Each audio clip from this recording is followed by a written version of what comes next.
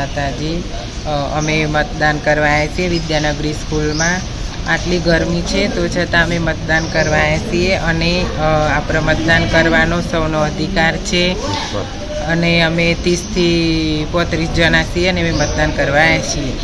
આટલી ગરમી છે છતાં સૌ જનતાને મારી અપીલ છે કે બધા જ જઈ અને વોટિંગ કરે એવી મારી અરજ છે।